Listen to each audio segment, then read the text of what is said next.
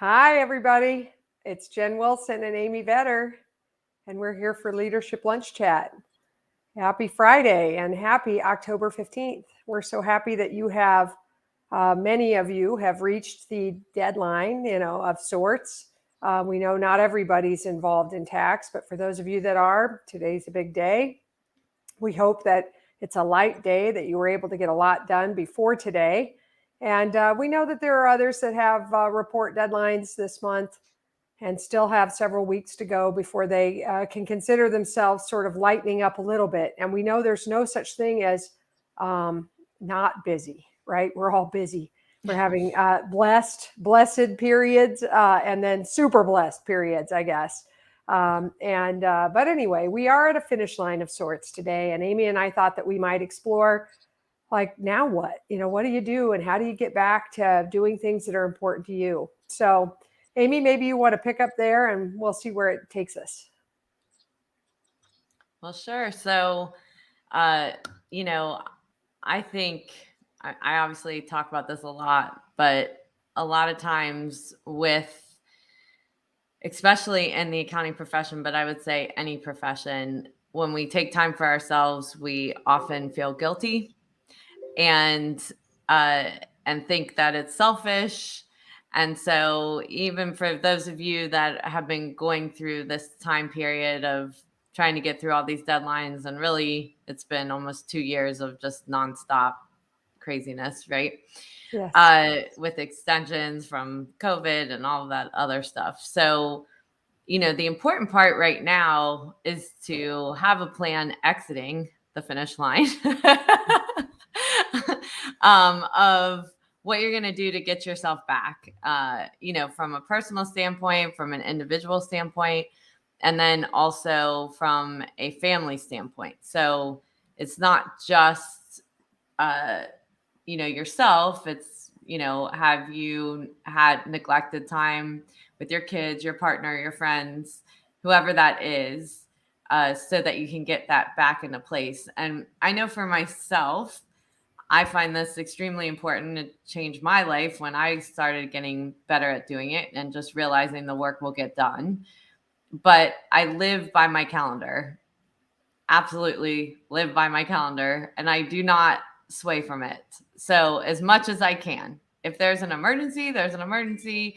But knowing that you've got this coming up, where are you going to block time, whether it's during the day, beginning of the day, end of the day, to make sure you get back to, whether it's painting, whether it's listening to music, going out with friends, or exercising, whatever you need to do, like, get inspired to get back to yourself. And we really started talking about this because Jen's got a big race coming up next week. And, a lot of people will look at Jen's life or my life and be like, how do you fit that in? How do you do those things? So I do it myself by being a stickler. I am 100% owner of my life, my calendar, and I've got to make sure I'm doing it in order to show up the way that I want to show up. Yeah, this whole idea of I'm too busy to be fit, or I'm too busy to be healthy, maybe is another way of Mm-hmm. saying it.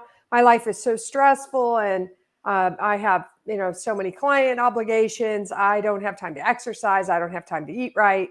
I hear that a lot, and I understand it. I understand the feeling.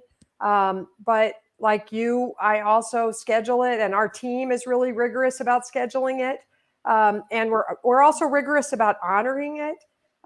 And we don't we're transparent about it. So, like, this morning I ran a 10K in my neighborhood, a hilly 10K. I'm moving toward this race a week from Saturday. I've been injured. I ran that during the business day, and I did that because I'm also trying to be really mindful of my sleep right this minute, like calculating the number of hours I'm getting and making sure I have enough sleep coming into that race. And so, but I'm transparent about it. My team knows I'm exercising right now, and they're not going to try to hunt me down or schedule something over it. They don't tiptoe up and say, hey, could you please cancel yoga? Or they just know how important that is. And so, like, not only being a stickler about calendaring it, and honoring it yourself, but also enrolling other people in honoring it. Mm-hmm. Having them say, hey, I know this is important to you, so I'm going to make room for it. And, as far as I'm concerned, I am infinitely more focused and way smarter and better if I have exercised than if I have not, So like that argument of like, I have too much work to do. Well, all that really feels like to me is if I don't exercise, it's churning kind of work instead of laser focused sort of work. So anyway, I think it's a critical component of success. And so as we come out of this deadline period, if you've fallen off the wagon on exercise, please look hard at getting back on it and start somewhere. I always tell people, tie on your shoes and just, say, I'm going to go out and get, half a mile or whatever. Just start somewhere. Don't picture like you have to do something really hard. Just go for a half mile, or a half hour walk or whatever it is, get it in and start scheduling it and making it happen. It's so funny, our different, interests of what we say. Cause I tell people to put your yoga mat or your meditation pillow right next to your bed. So when you get up, you just go down on it. So running shoes, whatever it I is. love it. Yeah. And Whatever. it's like once your brain sees it, you start creating that habit and that need to do it.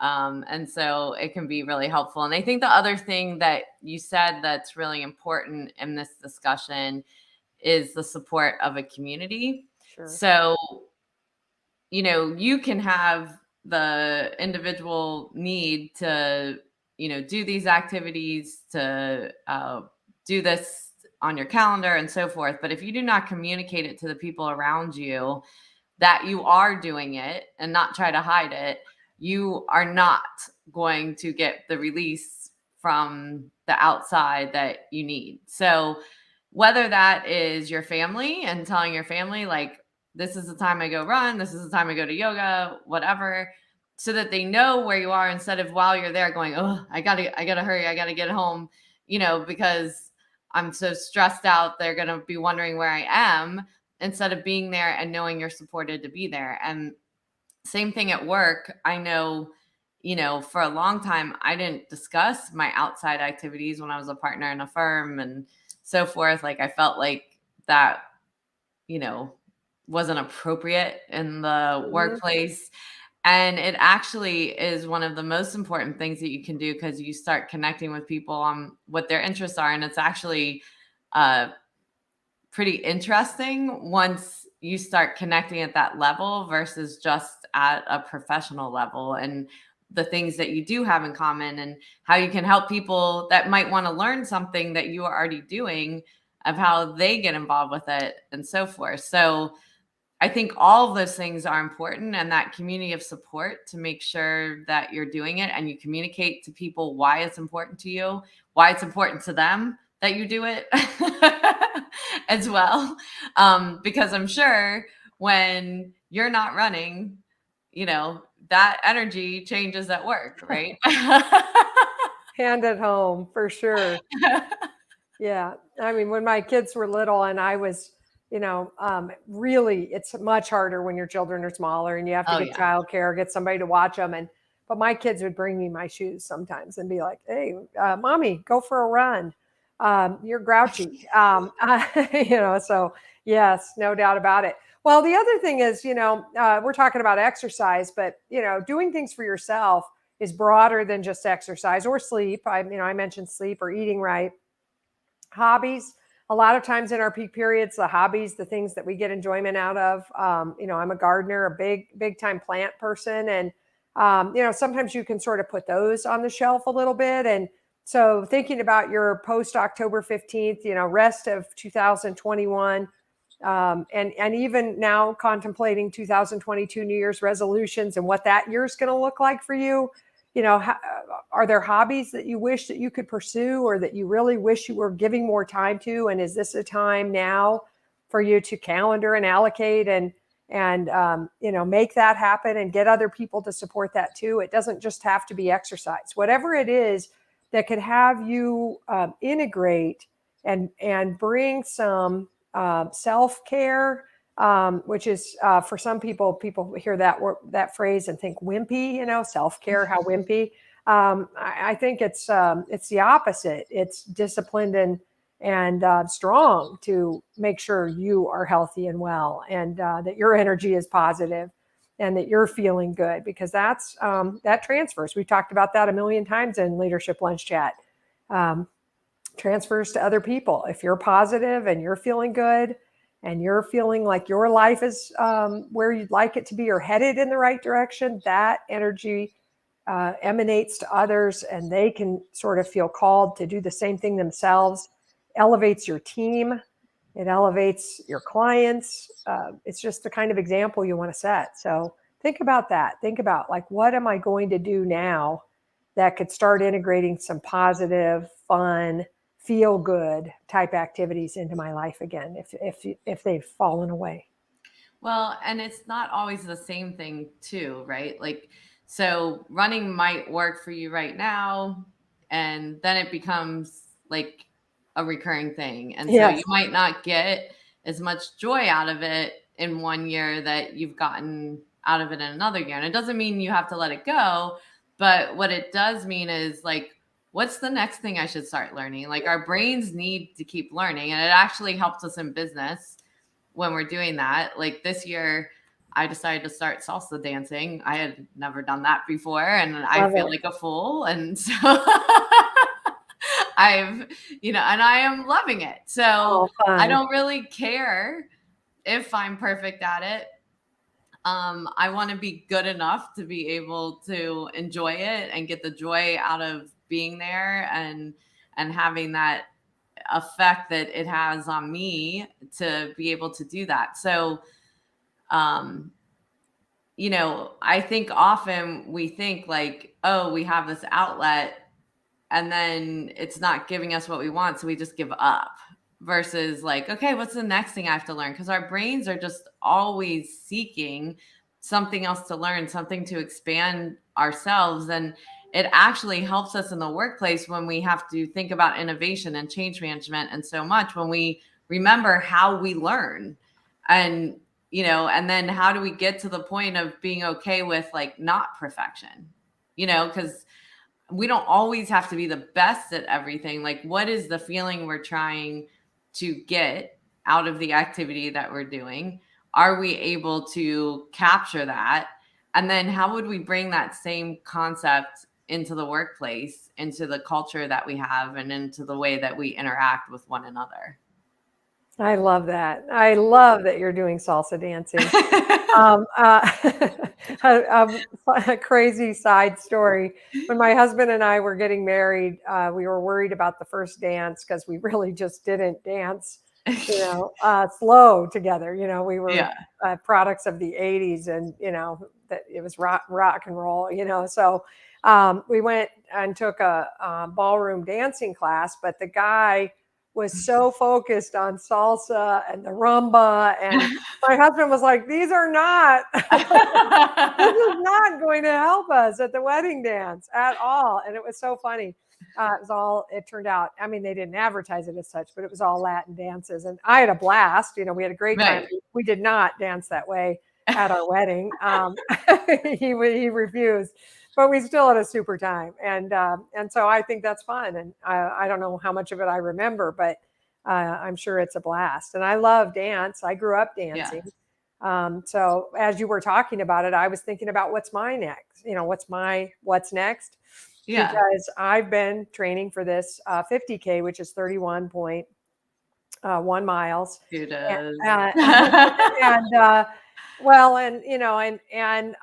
it's been hard, and it's been Mhm. since March, arduous, long, and some 50-mile plus weeks, and my body has been just like, "What are you doing?" And Right. little, I feel like little pieces of me have been falling off around around the town, and I have my chiropractor and my PT guy, and I'm doing everything I can to be healthy. When I told Amy and Emily as we were starting, I don't want to limp up to the starting line, but literally I have been doing some limping in the last 4 weeks. So anyway, I'm nervous and I'm scared. I'm super We committed. need our own pit crew for running marathons.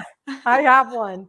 I do. I have the most supportive family in the whole world. Honestly, it's almost embarrassing compared to other people of what my family will be doing at that race and how many times I will see them and things. It's awesome. They are a pit crew. But anyway, I'm scared to death of it. Honestly, I'm very nervous about it, but I'm also super committed.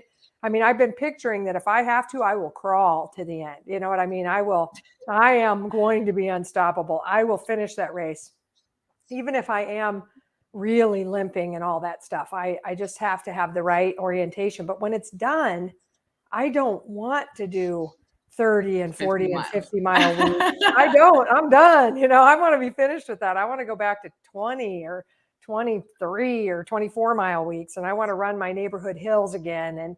But I also, maybe I'll take a dance class or something. Yeah. You've inspired me. I don't know if I'll take salsa, but I'll take something.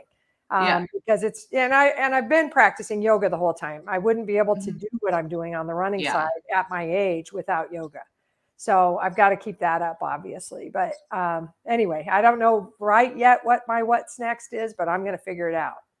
Right. And Yeah. it's just trying it and trying to go back to things that you enjoyed when you were little but you also have to take the pressure off of being the best. And Oh, I think in our field, especially it's very hard, when everything in your career is about getting to the next level and you know, what you've achieved. This isn't about achievement. This is about a feeling and energy that you want to create inside of you to make you happier in your work life as well and your home life. So it doesn't have to be perfection. It just has to be good enough. And that's yeah. really hard. And that was a hard process for me, you know, uh, especially when I was playing bass guitar because I started bass guitar and I signed up and the guy at the school told me, he's like, well, everyone's beginners, everyone's adults, blah, blah, blah. And then I go to the first practice. I was the only one that was a true beginner. Like all these guys have been in their basement playing guitar and like were really good. And so they just hadn't never come out of their basement and played on stage. So, and then I had to realize like, I don't care. I'm playing rock music. Like I love it. So it really doesn't matter. At the end of the day, if you're just, able to be, keep it in its place, not let it take over. And not let it be competitive. Right. Run your own race, as they say, and that's hard because there's always people that are faster and or better, but been playing in the basement longer.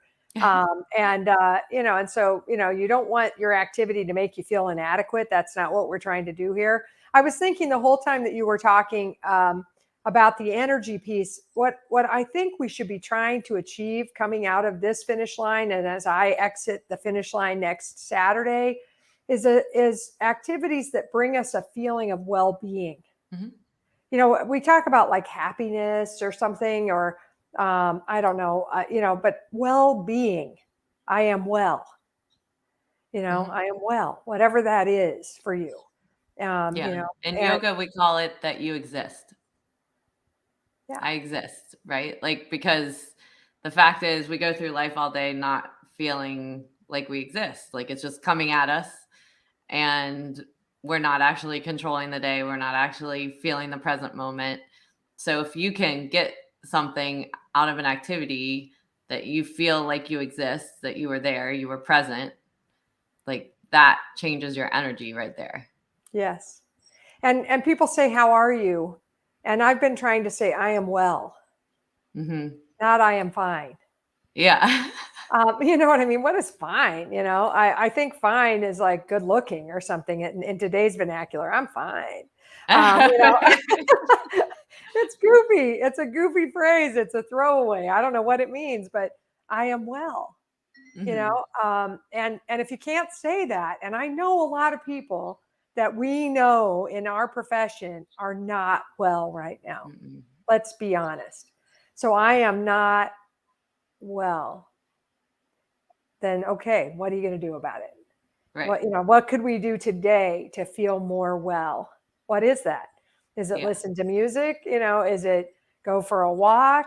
Is it, clean out one drawer? What would it do? What would it take to feel I am well? I see my daughter out here, my married daughter with her new I last know. I name. was like, that's a new name.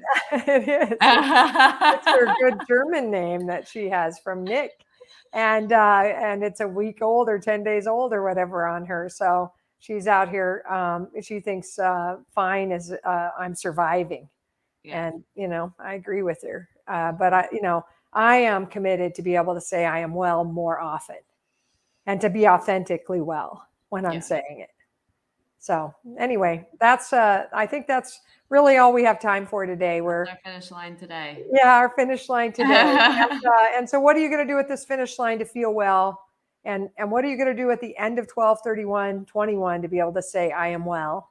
And then what are your plans in 2022 to do some new and different things to be well? So we're looking forward to your comments and suggestions. We'd love to have ideas of other things to talk about that are on your minds. We thank you for checking in with us this week. We're off next week, I believe. I think, is that the week we're off? Or I it's, think it might be the week after. But no, Emily says 2 weeks, 2 weeks. yeah. So we're here next week. Sorry, everybody. So I'll talk to you next week, and right before the race, I guess. Yeah. And we'll debrief, and we'll look forward to seeing you then. Thanks, everybody. Have a Have a great great weekend. weekend. Great weekend. Be well.